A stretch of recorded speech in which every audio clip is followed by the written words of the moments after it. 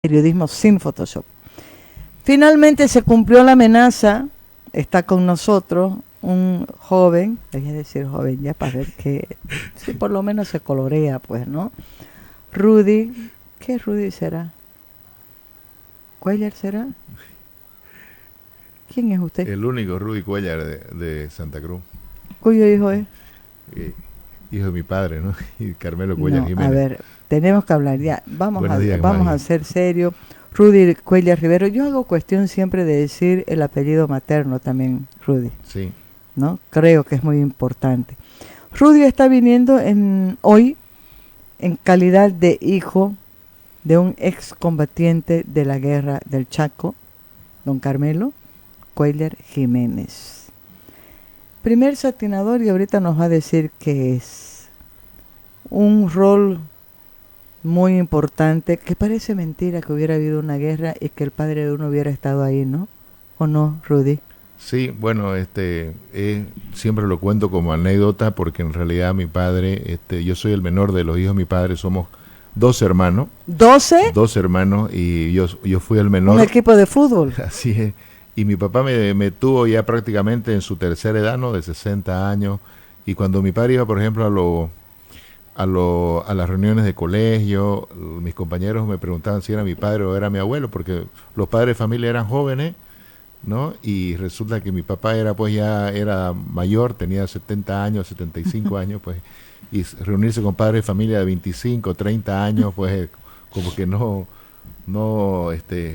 entendían, ¿no? Entonces hemos estado en eso y bueno, eso me ha permitido precisamente conocer de muy joven toda la situación y la vivencia de los héroes del Chaco, ¿no? De los combatientes, ¿no? Rudy, ¿usted cuántos años tenía cuando ya tuvo conciencia de que su papá era un excombatiente de la guerra del Chaco? Bueno, yo desde muy chico en realidad, porque como hace 2 años estuve acá y le compartía, a mi casa acudían siempre los excombatientes de la guerra del Chaco, ¿no? Porque mi padre era presidente de la Federación de Excombatientes en el Beni, y claro, era un líder, siempre fue un líder en temas en la guerra sobre todo, pero posguerra iban sus soldados a visitarlo, a compartir, y en mi casa era como un lugar de acogida, y eso pues me permitió de niño convivir con ellos, ¿no? ¿Cuántos años tenía don Carmelo cuando tuvo que ir a la guerra? Claro, mi padre se presentó el año 1930 a Villamontes a prestar su servicio militar con 18 años. En esa época el servicio militar era de 2 años, y precisamente él tiene una frase que dice: yo no fui a la guerra, porque no fue a la guerra, él ya estaba prestando su servicio militar en el Chaco, y precisamente le tocó la guerra, las primeras escaramuzas. De hecho, es uno de los soldados que estuvo en el primer combate, que es la toma de la laguna Pitiantuta. Cuando Chuquisaca. comenzó todo. Comenzó todo, él estuvo ahí, está en su registro militar, y entonces él tenía 20 años cuando empezó la guerra, pero ya tenía 2 años recorriendo la guerra, y ha salido de 23 años con el grado de subteniente. Empezó de soldado raso y es, digamos, el soldado que ha tenido las más altas condecoraciones en campo de batalla, ¿no? Claro, estoy tratando de imaginarme cómo es ser hijo, en mi caso hija, hubiera sido, de alguien que ha estado, que la ha vivido, que ha sido protagonista de una de las guerras más duras que ha tenido Bolivia, pero ha tenido muchísimas, ¿no? ¿Cuántos años duró? Aquí está. 3 años. Aquí está hasta con los días, pues, ¿no? Dice, duró, por aquí lo anoté yo, 3 años, no sé cuántos meses y no sé cuántos días. Aquí. Dice 2 años, 9 meses y 3 días. Sí, en realidad lo cuentan desde la toma de Boquerón, que fue en septiembre, pero se inició la guerra precisamente un 12 de junio del 1932, con la toma de la laguna Pitiantuta, ¿no? Que le llamaban los paraguayos, la laguna Chuquisaca para nosotros, un fortín se llamaba Fortín López. Entonces eso dio a la guerra, pero los paraguayos, en represalia, volvieron a atacar precisamente en Boquerón. En Boquerón empezó la toma de Boquerón el 9 de septiembre y terminó el 29. 20 días estuvieron soldados bolivianos a la cabeza del del comandante Marzana, Manuel Marzana, soportando eran 600 soldados contra aproximadamente 12.000 paraguayos. Es algo muy épico y además es una de las batallas que se estudia en todos los niveles militares de todo el mundo, digamos, la batalla de Boquerón. Por eso es que hay esas contradicciones de fecha, si se inicia en junio o se inicia precisamente en la toma de Boquerón, ¿no? Sí, en septiembre. O sea, lo que queda marcado es esa, la batalla de Boquerón. Pero como decía, el tema de ser hijos de combatientes, el caso mío, le decía que yo lo he vivido desde niño he tomado conciencia precisamente porque mi padre no solamente fue un héroe de la Guerra del Chaco, sino fue un gran político, fue fundador del MNR, y su vida siempre ha estado de alguna manera convulsionada en esas épocas de los 80 por todo el tema de las dictaduras militares.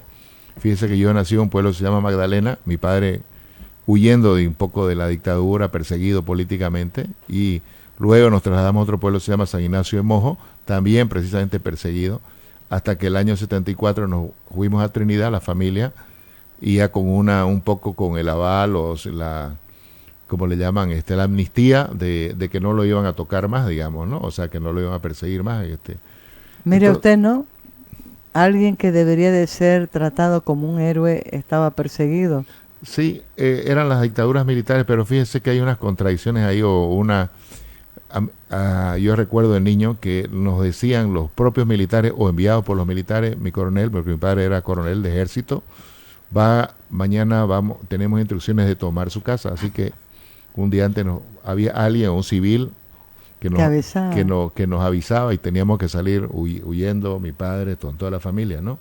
Porque sabíamos que el otro día o venía algún golpe o venía algo, y mi padre siempre ha estado de alguna manera lideraba estas reuniones irregulares que le llamaban, que se hacían clandestinas, precisamente que buscaban un poco desarmar este proceso dictatorial que sufrimos todos los bolivianos. Y bueno, a mí me tocó vivirlo, ¿no? Desde muy niño y salir a las 2, 3 de la mañana. Esas cosas que, digamos, ya se han perdido y la gente no las conoce, pues, ¿no? A ver, porque entrando en materia, claro, lo hemos invitado a Rudy, va a haber una actividad, ya comenzó en realidad, ¿no? Sí, bueno, comentarles que... comentemos así ahorita porque vamos a adentrarnos en la historia, sí. Sí, bueno, le comento, yo formo parte como institución, como el CEPAT del Consejo, el Comité Interinstitucional de los 200 años Siempre Libre, ¿no? Como yo trabajo en CEPAT. Y bueno, como usted sabe, hemos estado conmemorando los 200 años de la independencia de Santa Cruz el 14 de febrero. Y hoy, en el marco de este consejo, han habido eventos mensuales, temáticas específicas. La anterior temática fue el tema de autonomía, el mes de mayo, ¿no? Con el Día de la Autonomía. Hoy en junio estamos con el tema de la Guerra del Chaco y bueno, hemos iniciado con una ofrenda floral y una iza de bandera en el monumento a Germán Bush Becerra, en el monumento de Segundo Anillo. Han estado las principales instituciones de Santa Cruz, en el caso del Comité Institucional a la cabeza de la licenciada Patricia Viera, y bueno, con el apoyo de la Unifrance, el doctor Carlos Dadú, con representación del Consejo Municipal de acá, también de José Alberti, de la Unión de Militares Jubilados, de la Asamblea Legislativa Departamental. Creo que este año ha habido un acompañamiento y una mayor implicación, digamos, ¿no? de las autoridades, incluyendo al director del SEDUCA, digamos, de Néstor Nelson Alcócer, ¿no? Entonces, luego tenemos unas conferencias que se van a dictar en el Museo Militar Héroes del Chaco. Y este mes prácticamente el museo ha cobrado vigencia o protagonismo porque las universidades y los colegios están asistiendo de manera diaria a visitar el museo y sobre todo a conocer la historia de la Guerra del Chaco, ¿no? Claro, a ver, yo le puedo asegurar, ¿dónde está el museo? ¿Ustedes conocen el museo? ¿Dónde está? Ahí, hable pues. En la calle Bolívar. Calle Bolívar, casi esquina. Entre Campero y Quijarro. Casi esquina Campero. Al frente vivía Teoyolo Román. Sí, bueno, en realidad hay una serie de actividades, la verdad que estamos muy contentos, muy entusiasmados, porque creo que le estamos dando la valoración que de verdad se le debe dar, ¿no? Extra cámaras le pasaba un Vaya poquito, mostrando. le pasaba el calendario que tienen en el Paraguay. Aquí. ¿No? ahí lo puede ver. El feriado nacional que tienen los paraguayos, precisamente recuerdan esta actividad con verdadero fervor cívico, con un reconocimiento. Además tienen dos feriados, ¿no? La Paz del Chaco, que es el junio 12, y el lunes 29 de septiembre, que es la victoria de Boquerón. Ellos sí tienen como un compromiso ya de muchas décadas. Por ejemplo, el presidente acude a 2 o 3 actos diarios. El 12 de junio está en diferentes lugares, es decir, se dedica especialmente a recorrer el país en los actos cívicos. Los gobernadores tienen exclusivamente actividades para asistir, y es la actividad que tiene incluso mucho más que su día de la independencia, que es el 14 y 15 de mayo.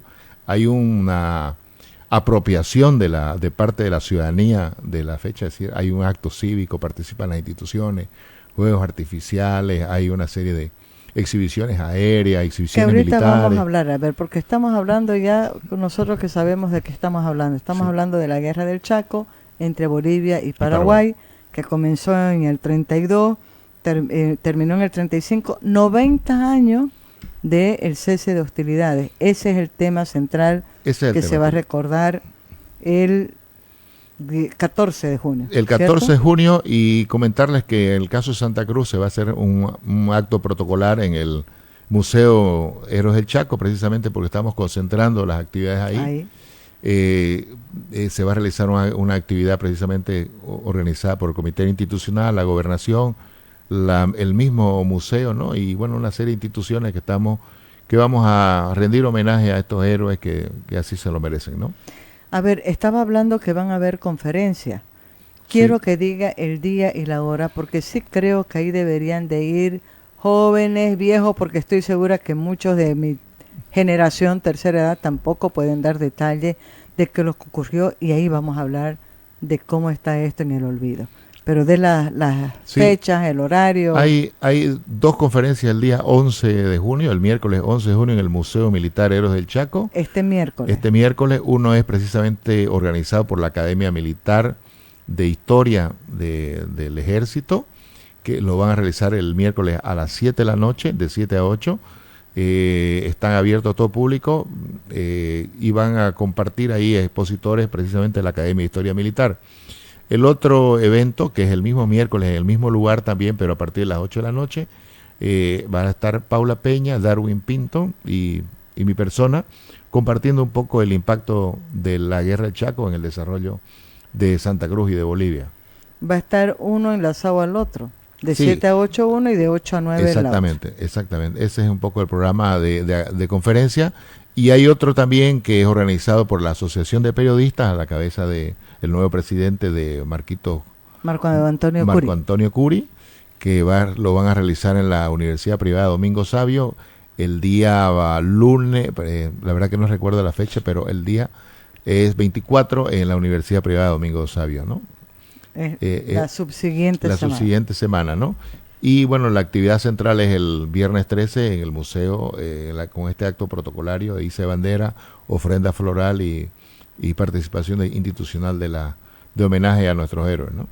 Claro, es bueno recordar, ¿no?, la guerra del Chaco, el tiempo que duró, la confrontación Bolivia-Paraguay, por qué ocurrió, por qué estalló esa guerra y lo que vino después de la guerra, ¿no? Sí, bueno, como es de conocimiento, creo, de toda la ciudadanía. No, es de conocimiento de toda la ciudadanía, se lo puedo asegurar. Sí, bueno, para informar entonces, una vez independizado ambos países, el caso de Bolivia y Paraguay, pues los dos países se disputaban el territorio del Chaco, se ha llamado Chaco Boreal, ya se ha perdido el término Chaco Boreal, y nosotros buscábamos una salida al mar, ya que habíamos perdido la salida al Pacífico y la opción era salir al Atlántico, y por lo tanto reclamábamos nuestra salida al mar a través del río Paraguay.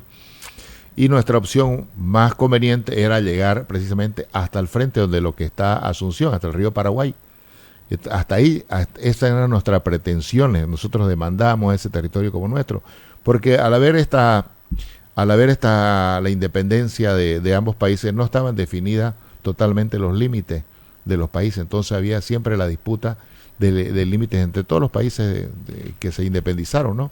Los españoles no marcaron con claridad estos límites. Entonces, y los paraguayos también demandaban los límites hasta donde era el Parapetí.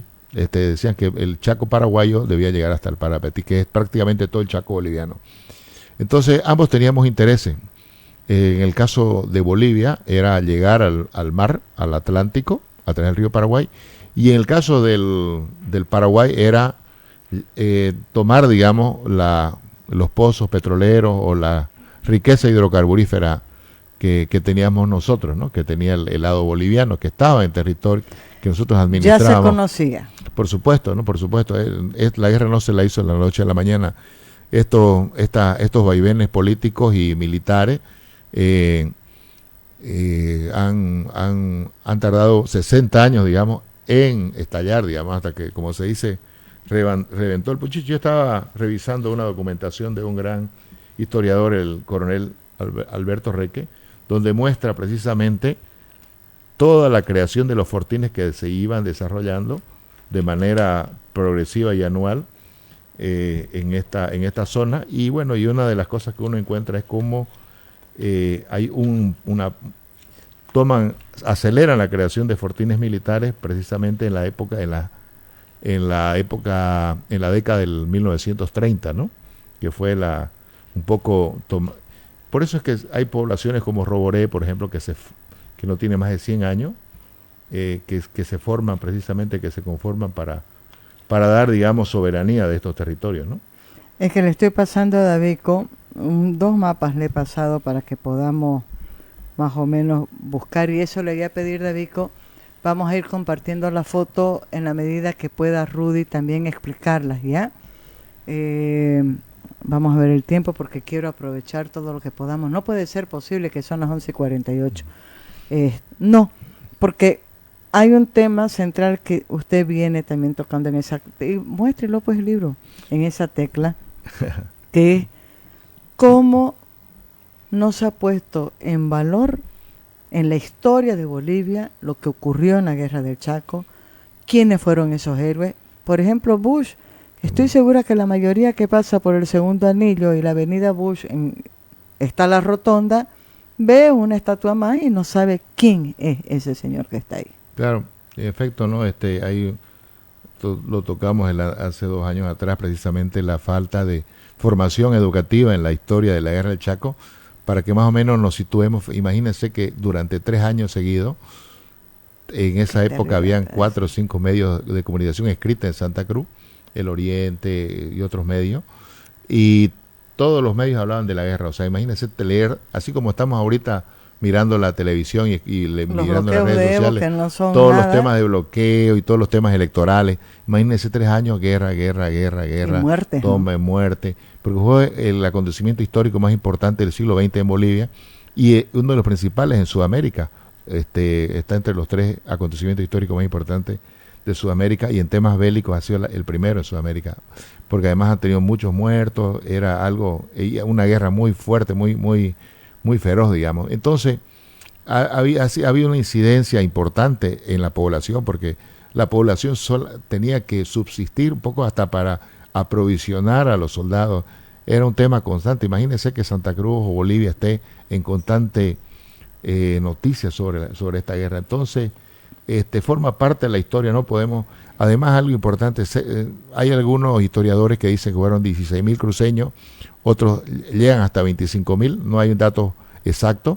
Lo que sí está más o menos estimado que hemos perdido, hay casi de 2.000 a 3.000 ciudadanos cruceños que han perdido la vida en la guerra, o sea que es el mayor derramamiento de sangre de aporte. Claro, pero si hablamos además de las tropas, de la tropa boliviana, yo no sé si este dato es correcto o no. Se dice que movilizó alrededor de 250.000 soldados bolivianos contra 150.000 soldados paraguayos. En 4 pero fases. Los ¿no? muertos aquí están en 150.000. No, los muertos hay también, hay varias no tesis, es una ¿no? cifra. De los dos lados se calcula que llegaron a unos 80.000, ¿no? A 80.000, nosotros creo que pusimos 50.000 muertos, o sea, hay 50.000 muertos de Bolivia, pero han salido nuevos datos que llegan, a veces eran bajas, y las bajas eran prisioneros o eran mutilados.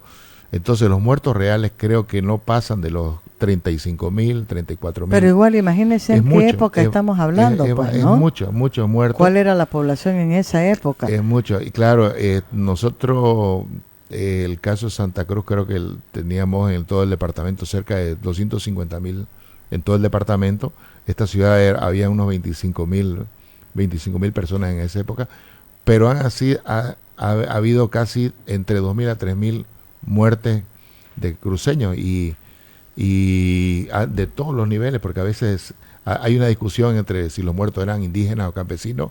Eran de todos los criollos, mestizos, clase media, alta, todos, porque era una obligación ir a la guerra, ¿no? Claro, hay ahí algunas imágenes, a mí me llama mucho la atención, que eran, pues, ¿no? Cómo estaban, mire, ¿no? Preparados, no preparados, además en un terreno sumamente árido, han sufrido porque no había agua.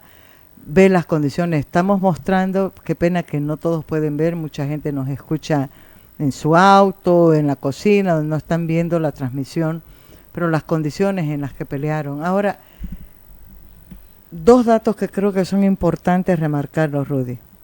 El primero es que no figura de verdad con el peso y el valor que debería de tener en la historia oficial de Bolivia.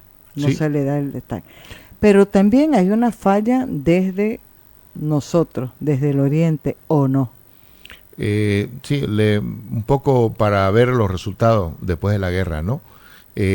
Nosotros nos hemos criado con esa imagen de que perdimos la guerra del Chaco, porque efectivamente perdimos el 75% del territorio, 230.000 kilómetros cuadrados quedaron en posesión de los paraguayos y 135.000 kilómetros cuadrados de Chaco en Ahí puede mostrarlo posesión el mapa, David. de los bolivianos, ¿no? Entonces, y además teníamos más armamento, teníamos más hombres, etcétera, y perdimos territorio. Entonces, lo que la gente, luego de muchas reflexiones, porque también en estos 2 años que hemos estado ausentes, digamos, con usted en esta, de la anterior visita que le hice yo hace 2 años, me he reunido con historiadores que lamentablemente ya no están con nosotros, como el general Eduardo Paz Campero, con Roger Centeno, coronel Centeno, que ya historiadores precisamente de la guerra del Chaco, y porque yo soy un aficionado, soy una persona que de alguna manera me he interesado por ser hijo de combatiente,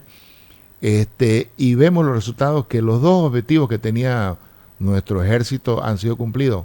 Uno era preservar el territorio hidrocarburífero. Paraguay no se quedó con ninguna gota de petróleo, Paraguay no se quedó con ningún pozo petrolífero del territorio boliviano, a pesar de que tomó Macharetí hasta el año 38,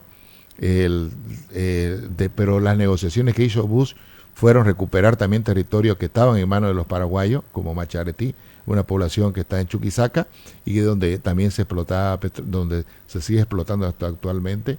Y el otro objetivo era salir al mar a través y se logró ese triángulo Foyanini, que es esa partecita que está en el Parque Otuqui, se logró preservar precisamente, y lo que es hoy el Puerto Bush, que es salida al río Paraguay para llegar por la hidrovía Paraguay-Paraná al Atlántico, que hoy no está siendo aprovechada de la forma. Entonces, fueron 2 resultados que a lo largo de la historia hemos conseguido y hoy está demostrado, pero sobre todo, como digo yo, siempre, no lo digo yo por decirlo, hemos preservado la riqueza hidrocarburífera. ¿Qué representó el haber preservado eso, el haber peleado y haber logrado que no se quede Paraguay con lo que había, con esa riqueza? ¿Qué representó para Bolivia, Rudy? Sí, mire, fíjese, y es una historia que no es contada, digamos. Yo he hecho una investigación muy detallada y me voy a permitir ayudarme acá, porque al otro día que terminó la guerra del Chaco, estos soldados como Germán Busch, que era un teniente, fíjese que tenía tanta fuerza, Germán Busch tenía un temperamento tan fuerte que se imponía incluso a los coroneles, y les digo algo, claro, no se explica cómo un teniente va a tener, o un capitán va a tener mayor fuerza sobre los coroneles en el tema de, por ejemplo, el corralito de Villamonte, que es un tema también que podíamos contarle en otro. Era un tipo de un gran temperamento, Germán Busch. O mi padre, ¿no? Carmelo Cuellar, que era un soldado, que era subteniente en la guerra del Chaco, y se imponía por esa fuerza para decidir sobre temas estratégicos de la guerra del Chaco. Al otro día que terminó la guerra del Chaco, volvemosle a la semana, es una metáfora, al otro día, se decidió estos soldados, Germán Busch, Peñaranda, Quintanilla, Carmelo Cuellar, Toro, David Toro, que eran precisamente los que participaban, cambiar la realidad de Bolivia, iniciar una reconstrucción, y esto lo he estudiado en estos 2 años. Esto es algo de alguna manera nuevo, reconstruir el país. Y ellos divisaron o visionaron que era precisamente aprovechar la riqueza hidrocarburífera. No se explica, por ejemplo, esa es la explicación lógica, por qué al mes siguiente, el 12 de julio de 1935, la guerra acabó el 14 de junio, el 12 de julio se funda Camiri, que luego se convirtió en la capital petrolera, y se mandó un contingente de militares en una zona que se llama Choreti para poner militares, y luego se conforma a lo largo de los años la 4ª división, porque era una zona que debía estar protegida por los militares para aprovechar esa riqueza hidrocarburífera. O no se explica también cómo luego instauraron un cuartel militar de grandes proporciones en Sanandita, lo que hoy es la escuela de Cóndores, donde se capacitan, donde pusieron un gran contingente militar, porque también ahí había una zona de explotación de petróleo. Entonces, esas fueron algunas de las reformas que comenzaron a visionarlo, en este caso a la cabeza Germán Busch, porque creo que el padre de la Bolivia moderna, de la Santa Cruz moderna, es Germán Busch Becerra. Luego vino la reforma a la Constitución Política del Estado de 1938. El Estado centró políticas públicas basadas en la riqueza hidrocarburíferas y la minería. Se funda Camiri. Se crea el Ministerio de Minas y Petróleo con Dionisio Foglianini a la cabeza, ¿no? Es que es un gran ciudadano que también ha sido olvidado, digamos, el gran aporte que ha hecho a Bolivia y a Santa Cruz. Se crea yacimientos petrolíferos. En el año 1936 crean yacimientos petrolíferos fiscales bolivianos en la gestión de David Toro. David Toro como que después culipandea, como decimos nosotros, y viene otra vez Germán Busch y retoma es ahí donde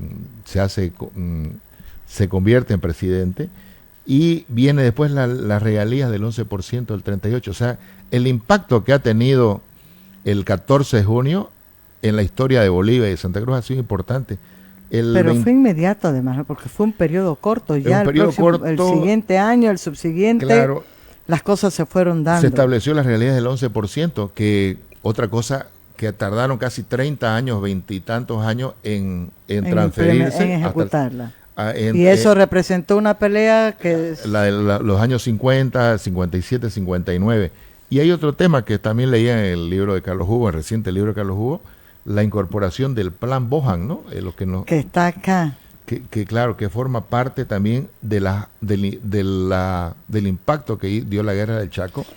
El ferrocarril Brasil-Argentina también. Claro, tenemos la vinculación ferroviaria de Bolivia con Brasil y Argentina, que en realidad se dieron las bases para... Entonces son medidas que realmente han trascendido. Marcaron definitivamente, fueron fundamentales para lo que usted sostiene, ¿no? para el desarrollo. Yo leía lo de Carlos Hugo, por ejemplo, decía, ¿qué se hizo con la Corporación Boliviana de Fomento? Construcción del ingenio azucarero Guavirá, construcción del ingenio azucarero Bermejo, plan industrializador de leche Cochabamba, de La Paz, de Santa Cruz, de Tarija, construcción de aceite de vino en Villamonte.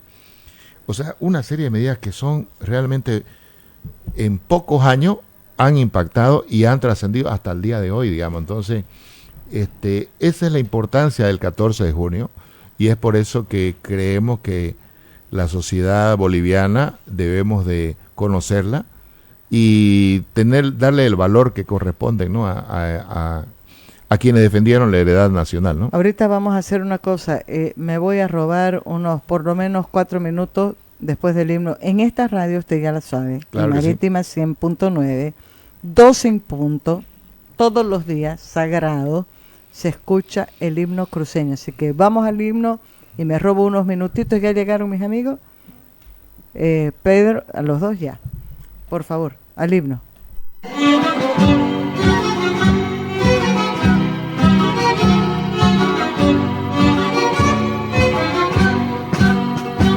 Bajo el cielo más puro de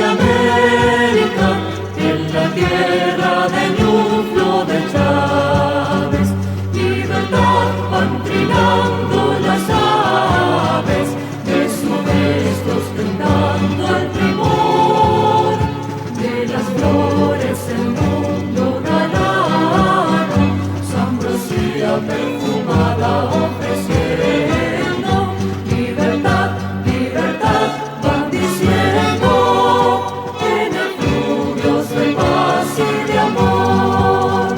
Libertad, libertad, van diciendo, en efluvios de paz y de amor. España grandiosa, con grado benigno, aquí plantó el signo de la redención, y surge a su sombra un pueblo eminente, de límpida frente y de leal corazón, y surge a su sombra un pueblo eminente, de límpida frente y de leal corazón, y surge a su sombra un pueblo eminente, de límpida frente y de leal corazón. Siempre libres cruceños seamos, cuando son nuestras aves y flores, y sepamos vencer los rigores y el jinete a la patria oprimir. Nuestro nombre en tal hora con sangre en la historia dejemos escrito, repitiendo de guardes el grito, a vencero con gloria a morir. Repitiendo de guardes el grito, a vencero con gloria a morir. España grandiosa, con grado benigno, aquí plantó el signo de la redención, y surge a su sombra un pueblo eminente, de límpida frente y de leal corazón, y surge a su sombra un pueblo eminente, de límpida frente y de leal corazón, y surge a su sombra un pueblo eminente, de límpida frente y de leal corazón. Ella se ha cansado de tirar la toalla, se va quitando poco a poco de la araña. 12 de la mañana con 4 minutos, Maggie Talavera, periodismo sin Photoshop, aquí en Marítima 100.9, este sábado 7 de junio de 2025. Estoy con Rudy Cuellar, estamos hablando de la Guerra del Chaco, estamos hablando de fechas que son importantes para recordar, ya no más, ya comenzó la semana pasada, la semana que está terminando, y va a seguir la próxima. Rudy, estábamos hablando en dos líneas, la importancia, el peso que tuvo lo ocurrido en la Guerra del Chaco, lo que vino después como base para el desarrollo, no solamente vamos a hablar del oriente del país. Así es, sí, efectivamente vamos a recordar este viernes, lo invitamos al Museo de la Guerra del Chaco, que está en la calle Bolívar y Campero, que es el lugar de los excombatientes, la sede de los excombatientes. Es un lugar simbólico que todo cruceño debería conocer, y donde cuenta la historia. Vamos a hacer un acto cívico-militar, por lo que creo que es importante que la población acuda. Y por otro lado tenemos también conferencias que se van a dar en el mismo museo a partir de las 7 de la noche el día miércoles 11 de junio en el mismo lugar, ¿no? Y yo quería un poco acá también compartir que creo que los cruceños y el oriente en general debemos de tener héroes en nuestras líderes, como ha sido Germán Busch Becerra. Germán Busch Becerra, su imagen es increíble, es una imagen... Y héroes verdaderos, de carne y hueso, no de barro, ¿no? Exactamente, pero además ha sido un gran estadista, ¿no? Todo lo que le decía de todas estas medidas, él ha sido el impulsor, ¿no? Entonces, yo creo que deberíamos, ya tenemos monumentos, pero deberíamos de rendirle siempre honores a este gran héroe que es Germán Busch Becerra, ¿no? Y yo lo voy a despedir. Yo sé que todavía no está público, ¿no?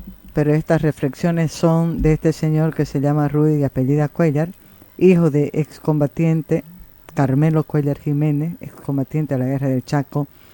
Y usted decía, hay una deuda viva. que el olvido también es traición, que a los verdaderos héroes no se los honra con palabras, sino con memoria, justicia y gratitud, que a 90 años el silencio sigue pesando. Y voy a terminar, son más, pero voy a terminar con esto. Toca reparar con memoria lo que no se reparó con justicia, a enseñar en las escuelas quienes fueron realmente nuestros héroes. Sí, es una deuda pendiente que tenemos todos los bolivianos. Y yo creo que como ya venimos hace bastante tiempo ya pregonando que el Estado nacional, que el Estado departamental, que los gobiernos municipales, pues recuerden esta fecha y bueno, homenajeen a nuestros soldados. Creo que este año va a ser un año muy importante, sobre todo porque hay, creo, un compromiso de las autoridades actuales de hacerlo de esa manera. Yo celebro que entidades como la Gobernación, como la Alcaldía de Santa Cruz, a través del Consejo Municipal, de la Asamblea, del SEDUCA, del Servicio Departamental de Educación, que la Unión de Militares Jubilados, en fin, de que todas las instituciones, que la historiadora Paula Peña, que la verdad que comprometidísima. Paula, creo que hace 30 años que iniciamos con este tema de valorizar, importantísimo el aporte de Paula Peña a la historia de Santa Cruz, y vamos a estar con ella el miércoles 11 compartiendo esta gran historia, y también con Darwin Pinto, que es un espectacular historiador, sobre todo que conoce perfectamente, periodista y conoce la historia de Germán Busch. Su tema es la Guerra del Chaco, ¿no? La Guerra del Chaco y Germán Busch es espectacular. Lo invitamos. No se olviden, es el miércoles a partir de las 7 de la noche, 7 y 8 de la noche, son 2 conferencias en la Federación de Excombatientes, lo conocíamos, ahí está el museo, calle Bolívar, casi esquina Campero, pero en la Feria del Libro está también este libro. Sí, ¿Y dónde bueno, está el otro que usted lo tenía escondido? No. Por favor, si van a la Feria del Libro, hay libros que ustedes tienen que comprar, aquí hay uno, y ese churro que está ahí es Don Carmelo. Qué pinta, ¿no? Qué pena que el hijo no le sacó la pinta al padre. Es verdad, espectacular. No, mentira, tiene mucha buena pinta mi padre. el hijo, tiene buena pinta. Pues gracias, Maggie, por la cobertura, y bueno, los esperamos a todos, y que todos celebren esta fecha tan importante para Bolivia y para Santa Cruz. Querido Rudy, yo le agradezco muchísimo, de verdad, son lecciones de historias nuestras, y es responsabilidad absolutamente de todos nosotros de que esto viva. No voy a decir que reviva porque ha estado muerta, ¿no? Entonces que viva. Así es verdad. Solamente algunas anécdotas. Cortengo, Rudy. En los 6 de agosto, el 6 de agosto, que era una fecha importante, que es una fecha importante, había siempre la disputa de quiénes desfilaban primero ¿no? Y mi padre siempre decía, no tienen que desfilar adelante antes que las autoridades, nuestros beneméritos. Y lamentablemente los ponían siempre atrás a los beneméritos. Tenían que ir adelante. Así que yo creo que simbólicamente tenemos que recordarlo a los beneméritos de la Guerra del Chaco, a los héroes, a los que nos han dejado la tierra, el territorio hidrocarburífero y la salida al mar, siempre adelante. Muy bien, muy bien. Nos vamos a un corte, no se desprendan, porque los 2 locos que vienen ahorita le van a poner de verdad, chica, dinamita a la jornada, y así vamos a terminar este sábado. No se desprendan.